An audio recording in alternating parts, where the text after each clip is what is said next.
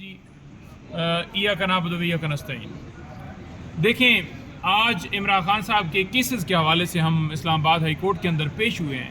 Basically یہ دو cases جن میں عمران خان صاحب کو سزائیں ہوئی تھی یکے بعد دیگے، اور آج 3 اکٹھے کیسز جو فیصلہ سنائے گئے تھے، جس میں عدت کا کیس بھی شامل ہے۔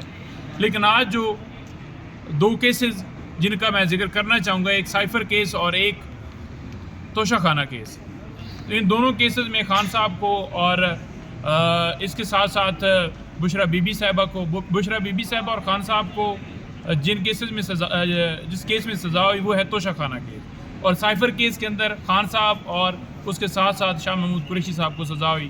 تو ان میں بیسیکلی آج جو ہے وہ اپیلوں کے اوپر سماعت ہے جو سزائیں ہوئی تھیں۔ دیکھیں، بڑا واضح کہنا چاہتا ہوں کہ اس سے پہلے عمران خان صاحب کے جب بھی کیس لگے، ہمیشہ جب ٹرائل کورٹ کے اندر سزاؤں کو سنانے کے حوالے سے سماعت ہوتی تھی تو ٹرائل یوں چلتے تھے جیسے وہ کیا کہتے ہیں، دنوں کی جگہ کے اوپر گھنٹوں میں سماعت ہوتی تھی، اور عمران خان صاحب کو گھنٹوں کے اندر سزائیں دی گئی۔ لیکن جو ہی معاملہ آتا تھا کہ ان سزاؤں کو سسپینڈ کرنے کے حوالے سے، ان کی ضمانت کے حوالے سے، یا کوئی ریلیف لینے کے حوالے سے کوئی ہماری درخواست ہوتی تھی تو ہمیشہ لٹکایا جاتا تھا۔ اسلام آباد ہائی کورٹ میں بار بار سماعتیں فکس ہوئیں، کبھی پراسیکیوٹر بیمار ہے، کبھی جج صاحب چھٹی کے اوپر ہیں، کبھی کوئی قانونی نقطہ جو ہے اس کے اوپر ڈیسائیڈ کرنا ہے کہ یہ اپیل بنتی تھی یا ریٹ میں آنا تھا، تو صرف اور صرف مقصد کیا تھا کہ کیسز کو لٹکایا جائے۔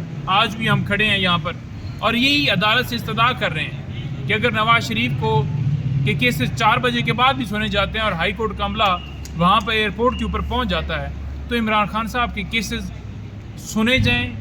جیسے تیزی سے رات دن ٹرائل کر کے سزائیں دی گئی ہیں، اپیلوں کو کیوں لٹکایا جا رہا ہے؟ ہم یہی استدعا لے کر آئے ہیں اور ہمیں پوری امید ہے کہ انشاءاللہ تعالی جو ہے ہمیں انصاف ملے گا۔ کب تک ان کیسوں میں جو ہے وہ عمران خان صاحب کو جو ہے وہ ان کے حق میں یہ فیصلہ آ جائے گا؟ دیکھیں، یہ جو کیسز ہیں نا، اگر دیکھا جائے تو ایک کیس بھی جینون نہیں ہے، سارے کیسز جھوٹے ہیں۔ لیکن اگر صرف کاروائیاں کرنی ہوں تو پھر آپ کے سامنے ہے کہ ان کیسز کو لٹکایا جاتا ہے۔ 2-3 چیزیں میں ایڈ کرنا چاہوں گا۔ ایک میں یہ چیز ایڈ کرنا چاہوں گا کہ یہ جو کمپین ایک چلائی جا رہی ہے پاکستان تحریک انصاف کے خلاف سوشل میڈیا کے اوپر، اور خاص جماعتیں جو ہیں وہ لگی ہیں صرف اور صرف بینیفٹ حاصل کرنے کے لیے۔ ایک کہ جی جو فلسطین ہے اس کے حق میں جو قرارداد ہوئی تھی وہ پاکستان تحریک انصاف نے اس کی مخالفت کی تھی، تو بڑی غلط بات کر رہے ہیں، جھوٹ بول رہے ہیں۔ عمران خان صاحب نے ہمیشہ فلسطین کی بات کی، اور آپ کے سامنے ان کی سپیچز ہوں گی جس میں وہ کہہ رہے ہیں کہ قائد اعظم محمد علی جناح نے جب یہ کہا تھا کہ کسی صورت ہم جو اسرائیل ہے اس کو کبھی بھی ریاست تسلیم نہیں کرتے، اور یہ جب میری ملاقات ہوئی تھی عمران خان صاحب سے یا 1 ہفتہ پہلے ہوئی تھی، اس وقت بھی یہ بات ڈسکس ہوئی، تو عمران خان صاحب نے فلسطین کے حق میں آواز اٹھانے کے لیے کہا کہ زیادہ سے زیادہ آواز اٹھائی جائے، ہمارے مسلمان بھائی بزرگوں بہنوں پہ بچوں پہ جو ظلم ہو رہا ہے اس کے اوپر بولیں۔ انہوں نے ساتھ یہ بھی کہا کہ نواز شریف نے کیا آتے ہی کوئی اسٹیٹمنٹ دی ہے؟ نہیں دی، کیونکہ یہ ایک لابی ہے، اس نے ان لوگوں نے ایگریمنٹ کیے ہوئے ہیں، اور وہ ایگریمنٹ جو لندن کے اندر ہوا ہے اس کا یہ حصہ ہے، وہ امریکہ کے ساتھ کیا ہے، اس میں یہ بھارت بھی شامل ہے، تو یہ ساری ان کی ایک لابی ہے۔ اور عمران خان ایک محب وطن پاکستانی ہے جس نے ہمیشہ مسلمانوں کی پوری دنیا میں بات کی، کوئی ڈھکی چھپی بات نہیں ہے۔ غلط رنگ دیے جا رہا ہے، اور یہ بھی کہا جا رہا ہے جی کہ وہاں پر شہداء جو ہیں وہ شہید ہوئے ہیں، تو ان کے اوپر جو ہے نا یہ سیاست کر رہی ہے پی ٹی آئی۔ اس بات کی بھی پرزور مذمت کرتے ہیں۔ عمران خان کے ہر ویڈیو پیغام آپ کے سامنے بیان ہوگا جس میں انہوں نے بڑا 2 ٹوک کہا ہے کہ یہ ادارے بھی ہمارے ہیں، یہ ملک ہمارا ہے، اور عمران خان اس ملک کی جنگ لڑ رہا ہے۔ یہ اداروں کے اوپر جو ہمیشہ پریشر ڈالا جاتا ہے کہ مسلط کیے جاتے ہیں لوگ اور پھر مرضی سے فیصلے کروائے جاتے ہیں، یہ جنگ جو رول آف لاء کی لڑ رہا ہے وہ چاہتا ہے کہ قانون کی بالادستی ہو ملک کے اندر۔ اور تیسری یہ چیز جو عمران خان کے ساتھ یہ منسوب کرتے ہوئے کہ انہوں نے یہ کیا، اس نے وہ کیا، دیکھیں عمران خان جتنے ان کے اوپر کیسز ہیں سارے جھوٹے ہیں، کسی کیس میں کوئی حقیقت نہیں ہے۔ اور میں یہ بتا دوں، جو ہمارے مینڈیٹ کے اوپر ڈاکہ ڈالا گیا ہے، بار بار ہم یہ کہہ رہے ہیں، کسی صورت ہم اس کو قبول نہیں کرتے، اور انشاءاللہ تعالی آپ دیکھیں گے کہ یہ جو ریلیاں جلسے یہ قافلہ جو ہے نا لانگ مارچ کی طرف جا رہا ہے۔ میں اگلے دن بھی آپ کو کہا تھا لانگ مارچ کی طرف جا رہا ہے، اور کان کھول کر سارے سن لیں کہ کسی صورت ہم ان کو مینڈیٹ کے اوپر جو ڈاکہ ڈالا گیا یہ عوام کی امانت ہے، یہ اس ڈاکے کو ان کے حلق سے میں نے لاسٹ ٹائم بھی کہا تھا کہ ہم نکالیں گے.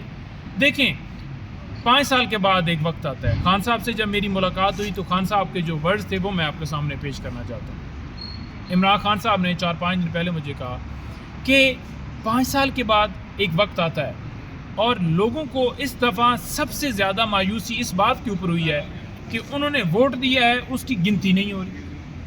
تو 5 سال کے بعد ایک بندے کے پاس وقت آتا ہے ووٹ ڈالنے کا, آپ اس کے ووٹ کا حق جو اس نے استعمال کیا ہے اسی ضائع کر دیں گے تو لوگوں کے پاس پھر کیا بچے گا.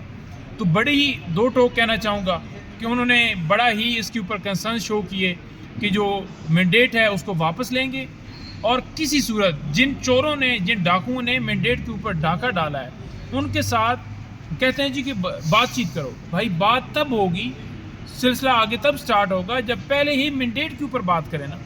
کہ آپ اگر چوری مینڈیٹ کر کے ڈاکہ ڈال کے اسمبلی کے اندر بیٹھیں گے اور پھر کہیں گے کہ ہمیں چھیڑے بھی نہیں اور ہمیں حکومت کرنے دے, یوں تھوڑی ہوتا ہے. وہاں پر آپ گرفتاریاں کر رہے ہیں, مریم نواز گرفتاریاں کروا رہی ہے. پنجاب میں کیا ہوا لوگوں کے ساتھ, آج بھی ہمارے ایم پی ایز اندر ہیں, آج بھی ہمارے ورکرز اندر ہیں. اور ادھر آپ مصالحت کی اور بات کرتے ہیں کہ میں وزیر اعلیٰ ہوں, میں وزیر اعظم ہوں پورے پاکستان کے ہر جماعت کا. یہ صرف اور صرف ان کے جو ہے وہ پراپوگنڈے, غلط بیانی, جھوٹ اور جو ان کے ایمان بوگس ہیں جس کے تحت یہ پاکستان تحریک انصاف کے ورکرز اور لوگوں کو ٹارگٹ کر رہے ہیں. Thank you. صاحب کل مریم نواز صاحب نے کوٹ لکھپت جیل کا جو ہے وہ دورہ کیا ہے. ہاں جی, وہاں پہ نواز شریف صاحب کی جو پکچر بھی لگائی گئی تھی, افطاری کا انتظام بھی کیا گیا تھا. تاثر دیا جا رہا ہے کہ مریم نواز صاحبہ جو عوام میں بہت زیادہ مقبول ہو, کیا کہیں گے اس پہ؟ دیکھیں ٹک ٹاک تو اچھی بنا رہی ہیں, انہوں نے ٹک ٹاکر جو ٹیم رکھی ہوئی ہے وہ تو ان کی زبردست ہے. میں بڑا اس کو ٹک ٹاکر ٹیم کو اپریشیٹ کروں گا کہ اچھی ٹک ٹاک وہ بنا رہے ہیں. لیکن بجائے یہ کہ لوگوں کی تذلیل کریں, غریبوں کے ساتھ ان کی تصویریں بنا کر, میں آپ کو اب سرگودا کی ایک مثال دیتا ہوں. وہاں پر گئے تو راشن جو ہے نا تقسیم کرنا تھا. انہوں نے کیا کیا کہ لوگوں کے ساتھ تصویر بنائی اور پھر کہا کہ ٹھیک ہے جی جائیں, آپ کا نام نہیں آیا لسٹ میں. تو انہوں نے کہا اس کا مطلب آپ تصویر ہماری کھینچ کے اوپر بھیج رہے ہیں کہ ہم نے ان کو راشن دے دیے تو آپ راشن دے نہیں رہے. گھٹیا کلاس کا کی, اور جو سامان وہ دے رہے ہیں وہ بالکل اس کی کوئی جو ہے نا وہ کوالٹی نہیں ہے. آپ دوسری طرف دیکھیں کہ کے پی کے کے اندر 10,000 نقدی جو ہے وہ جو سٹارٹ ہوئی ہے, وہ بھی جو سروے کیا گیا تھا, جو عمران خان نے ایک انڈیپینڈنٹ سروے کروایا تھا, جو غیر جانبدارانہ سروے تھا, جس کے تحت وہ صرف اور صرف جو لوگ اس کے اندر آتے ہیں ان کو صرف وہ فراہم کرنا تھا. تو آپ کے سامنے یہ ساری چیزیں. یہاں پر مریم نواز صرف اور صرف سوائے ویڈیوز بنانے کے پریکٹیکلی کوئی کام نہیں ہے.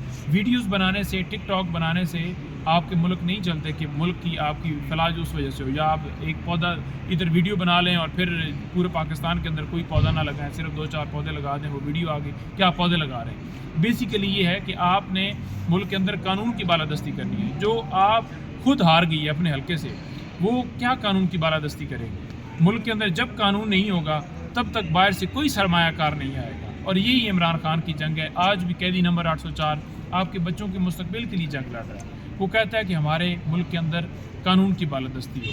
جیسے کپتان عمران خان نے ایبسلیوٹلی ناٹ کہا تھا, اس دفعہ 8 فروری کو لوگوں نے ان سارے گھس بیٹھیوں کو بڑا واضح طور پر جواب دے دیا ہے. جب یہ ووٹ مانگنے گیا ہے تو انہوں نے آگے سے انکار کرتے ہوئے کہا ہے کہ ایبسلیوٹلی ناٹ. یہ ہے